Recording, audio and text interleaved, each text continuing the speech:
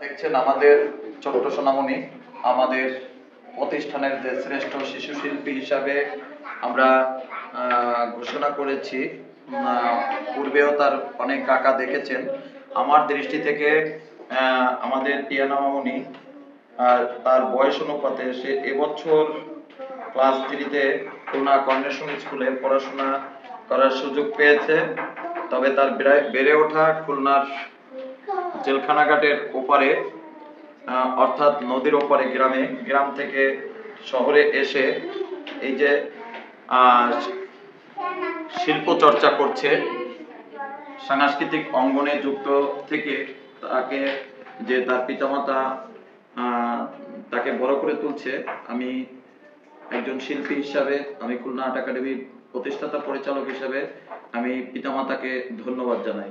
আমরা টিয়ানা মামনির সঙ্গে কথা বলবো এই ছবিটা আঁকা নিয়ে। মামনি, দেখি তোমার কাজটা ধরে এদিকে উঁচু করো।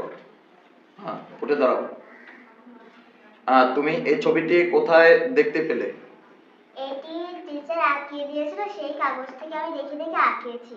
মানে এই ছবিটা কি তুমি একা একা এঁকেছো? হ্যাঁ, একা একা এঁকেছি। তোমার এই ছবিটি আঁকার পরে তোমার বাড়ি থেকে কে কি বলছে? আমি কাউকে দেখানোর সুযোগ পাইনি, কিন্তু আম্মুকে দেখিয়েছি আর নানিকে দেখিয়েছি, আর আমার ক্লাস যারা আমার সাথে পড়ে তাদেরকে দেখিয়েছি। তারা কি বলছে? তারা বলছে কি অনেক সুন্দর হয়েছে, বাস্তব। তুই কি কাউকে নিয়ে আঁকিয়েছিস? আমার বিশ্বাস হয় না তুই আঁকিয়েছিস। তারা বলছে তুমি এঁকেছো কিনা এটা বিশ্বাস হচ্ছে না। হ্যাঁ। আচ্ছা, তোমার বন্ধুদের দেখাও একটু। তোমরা বলো কেমন হয়েছে এটা? সবাই বলো কেমন হয়েছে? ভালো। ভালো হয়েছে? ভালো। আচ্ছা, সবাই ভালো বলছে। তুমি বলো কেমন হয়েছে? ভালো হয়েছে। বন্ধুরা, আপনারা অনেক শিশুদের ছবি আঁকা দেখেন এবং অনেক সময় অনেক বর্তমানে যে আমাদের ইউটিউব বা ফেসবুকের মাধ্যমে কিন্তু আমরা অনলাইনে গেলেই আমরা অনেক ভিডিও দেখতে পাই, অনেক প্রতিভা দেখতে পাই।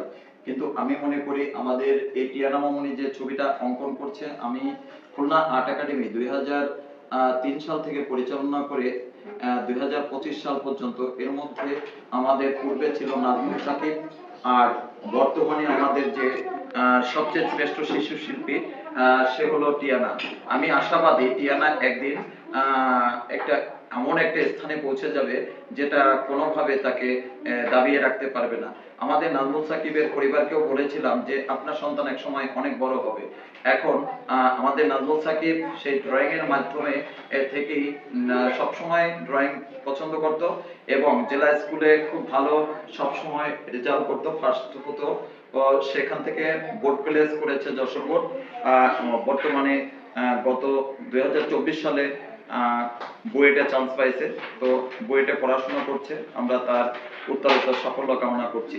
আর আজকে আমি টিয়ানা মামনিকেও আশীর্বাদ করি, সেও আশাবাদী যে এক সময় সেও অনেক বড় হবে। আসলে তুমি তো অনেক বড় হয়ে গেছো, এখন আর কোলে নেওয়া যায় না, তাই না? বড় হয়ে গেছো না? হ্যাঁ। আচ্ছা, আমি অত্যন্ত আনন্দিত, আমি অত্যন্ত খুশি হয়েছি তার ড্রয়িং দেখে। তাকে আশীর্বাদ করি সে যেন অনেক বড় হয়। আমি এমনটাই আশীর্বাদ করছি তার শিক্ষক হিসেবে। আপনারাও সবাই তাকে আশীর্বাদ করবেন।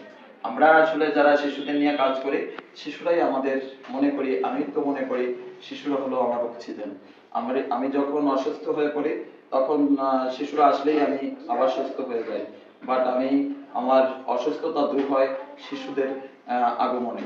তো সবাই ভালো থাকবেন, সকলে আমার জন্য শুভকামনা করবেন।